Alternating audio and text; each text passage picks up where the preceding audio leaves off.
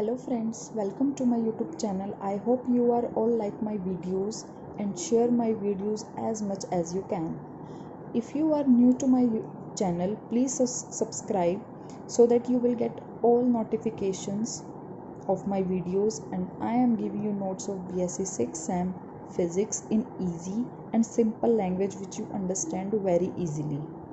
So today I am giving you notes of Unit 2, crystal diffraction and reciprocal lattice of book Solid State. So my first topic is Lewis method of X-ray diffraction.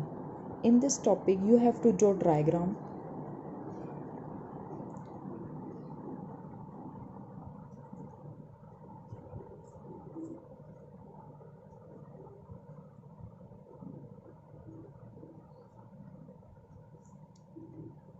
and then introduction of this topic.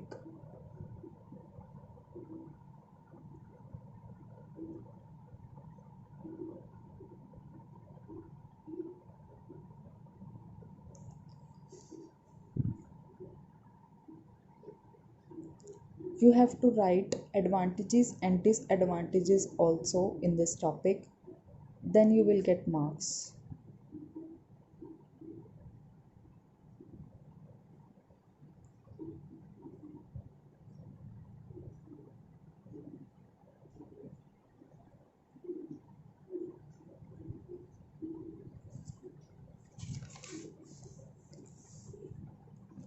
Now my second topic is powder method.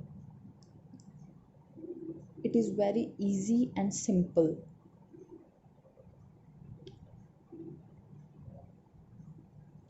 In this method, a finely powdered polycrystalline is kept inside in capillary tube. A narrow beam of monochromatic X-rays is allowed to fall on the capillary tube. In finely powdered polycrystalline material specimen, there are many crystals, so we have different value of theta. X-rays are diffracted only when Bragg's law equation 2d sin theta is equal to n lambda is satisfied. The beam of X-rays are made monochromatic using a filter. A monophotographic film is used to receive the diffracted X-rays.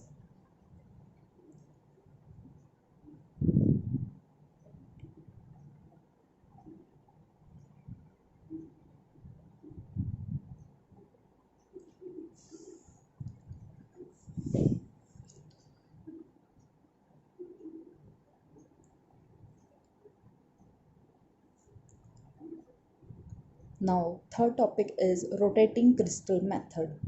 In this method, a single crystal is rotated about a fixed axis with the help of an electric meter. आपको ये बात ध्यान रखनी है कि ये जो तीनों मेथड हैं इसमें अगर 2d sin theta is equal to n lambda अगर इक्वेशन सेटिस्फाई नहीं हो रही तो ये तीनों मेथड भी फेल हैं, इसलिए इसमें ब्रैग्स इक्वेशन को सेटिस्फाई करना बहुत इंपॉर्टेंट है. As a crystal rotates, different sets of parallel lines get positioned so that Bragg's equation 2d sin theta is equal to n lambda is satisfied.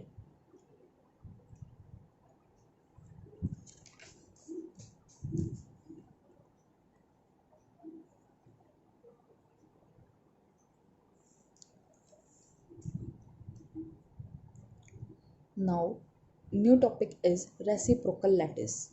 Two lattices are associated with every crystal. These are direct space lattice and reciprocal lattice. Using the concept of reciprocal lattice, it becomes easy to find the slope of planes and interplanar spacing. Each set of parallel planes on a direct lattice can be represented by normal, these planes having length proportional to reciprocal to interplanar spacing. Normals are drawn with reference to any arbitrary origin. उसके बाद topic है reciprocal lattice vector. इसमें आपको एक derivation करके आनी है.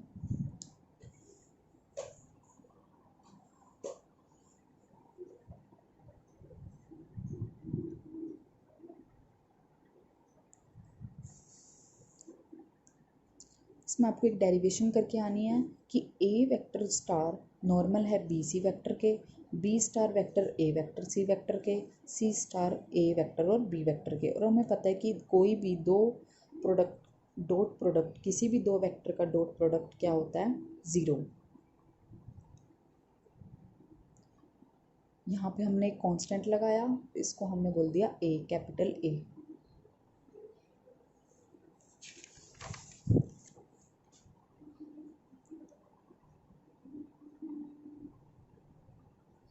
यहाँ पे हमने ए स्टार, बी स्टार और सी स्टार की वेक्टर वैल्यूज़ निकालनी है जो हमें आगे यूज़ होंगी। ठीक है,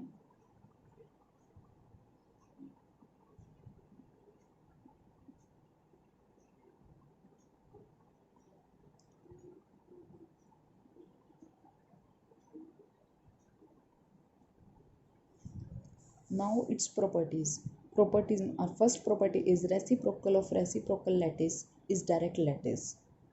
अगर हम कोई रेसिप्रोकल लैटिस लेते हैं, ए स्टार लिया हमने, अगर हम उसका दोबारा रेसिप्रोकल निकालते हैं तो वो एक डायरेक्ट लैटिस बन जाता है। सेकंड प्रॉपर्टी है every reciprocal lattice vector is normal to lattice plane of direct lattice. Third, volume of unit cell of reciprocal lattice in inversely proportional to volume of unit cell of direct lattice. मैंने यहाँ पे reciprocal lattice को RL लिखा है और direct lattice को DL। ठीक है, तो इसलिए आप कंफ्यूज मत होना। उसके बाद टॉपिक है reciprocal lattice to SC lattice. इसमें हम सिंपल क्यूबिक लैटिस की हम डेरिवेशन करेंगे। ठीक है, पहले हमने यहाँ पे एक सिंपल क्यूबिक की एक फिगर बनाई, उसमें हमने उसका वॉल्यूम निकाला। ठीक है, उसके बाद हमने क्या किया, वॉल्यूम आ गया हमारा ए क्यूब। उसके बाद हमने ए स्टार निकाला, बी स्टार निकाला और सी स्टार निकाला। जो हमने वहाँ पिछले टॉपिक में ए स्टार बी स्टार निकाला था वो हमने यहाँ पे यूज़ किया है। ठीक है,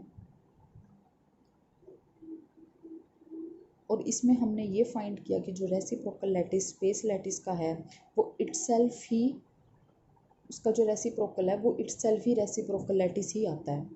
ठीक है, अब उसके बाद टॉपिक है रेसिप्रोकल लैटिस ऑफ BCC।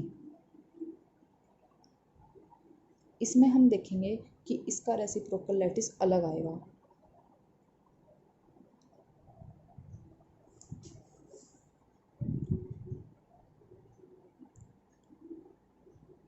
ये इसमें डायग्राम बनाना है और इसमें हमने A star B star c star, इसमें हमारे ये आए हैं।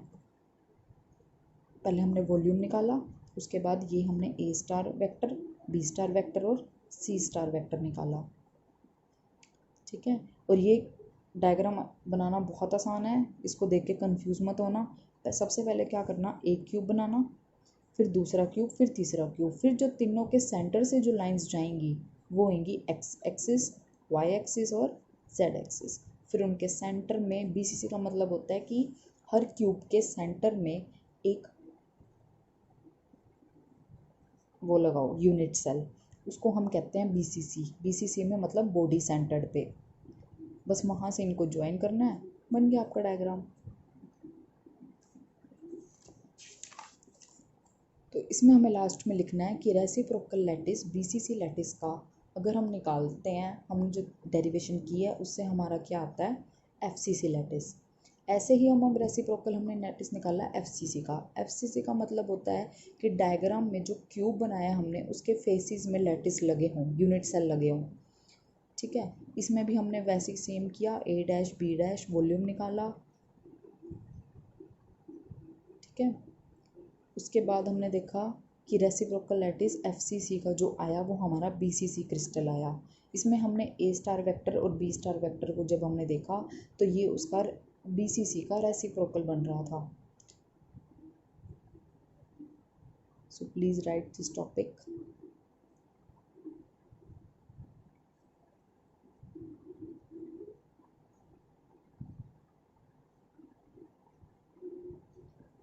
Now our unit is complete. I hope you have all written the topics.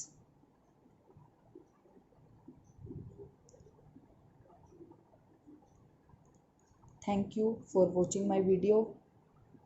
मैं नई वीडियो के साथ आपसे मिलती हूँ। बाय।